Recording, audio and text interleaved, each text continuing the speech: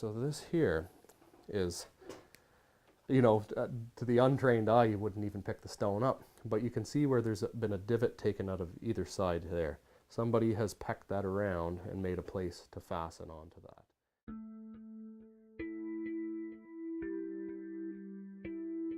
What everyone in archaeology should know, from my perspective, and you'll have to get me back on track here after I fade, but what everybody should know is that most of what we know archaeologically is based on theory. We're basing it on theory because I didn't live 2,000 years ago, nor do I have a written record of what my people did 2,000 years ago. So a lot of it is taking small bits of information and making judgments and coming up with a theory. Archaeology is both an art and a science, and I approach it from more of an artistic perspective because I am an artistic person. And people that think of it from the science perspective tend to try to find evidence to prove what they're trying to say. And unless they have that evidence, they think that it couldn't have happened. I think about it the opposite way. I think that everything is possible until you've provided me evidence that says otherwise. Because all too often, taking the other approach pigeonholes you into a certain way of thinking.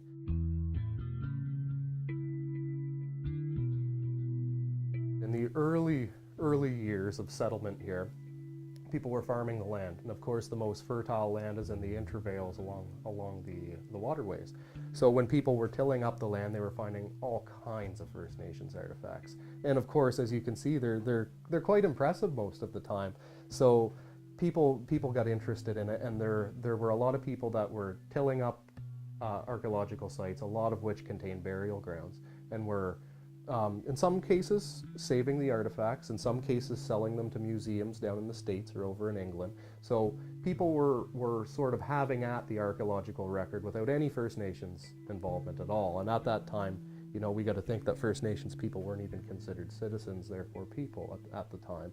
So there wasn't a whole lot they could do. And as that kind of trend faded off, and we started getting into formal archaeology, there was still very little First Nations involvement or oversight.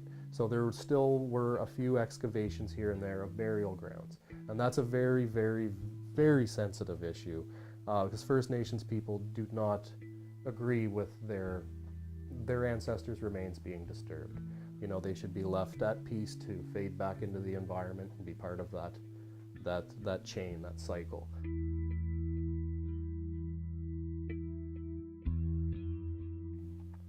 So here in the Maritimes, we're left with studying stone tools for the most part because our soil is so acidic that a lot of your organic material doesn't last. So, you know, if you look around at some of the ash baskets that I have, you know, people were excellent artisans, and they were excellent at crafting technologies of wood, bone, antler, stone, just about everything. But we're not left with any of that wooden cultural material left. So when you look at a stone tool, you're seeing a stone tool, but what it's not telling you is, you know, how many baskets did that potentially make? How many fish did that potentially clean?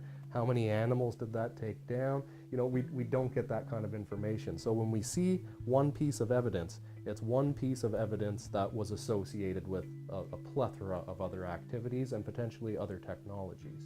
And one thing that I love about it is I find it as a very, very comfortable medium to initiate conversations with people about First Nations that doesn't involve politics, right? When we bring the artifacts out, we talk about how Native people lived, how their old lifeways were, and less about, you know, land rights and modern land use and all of that. And normally conversations will inevitably go down that path.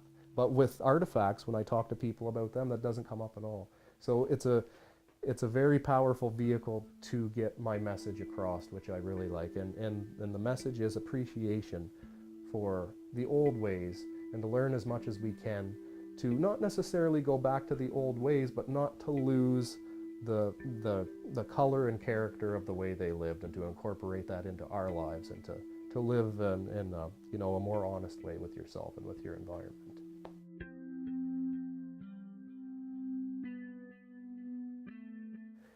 It's very sacred to First Nations people. That's a very important thing to consider, because of course, like I said, I feel a very, very deep spiritual connection when I pick these artifacts up. It's a very meaningful thing. And there are so many artifacts that were collected and were excavated professionally and excavated by amateurs illegally. There's so much of the archaeological record that's in private hands and so little in First Nations control. I don't want anyone taking any more of this away. So I encourage people to go out and look on the beaches and enjoy it and have a good time. But all of the artifacts belong to the First Nations people.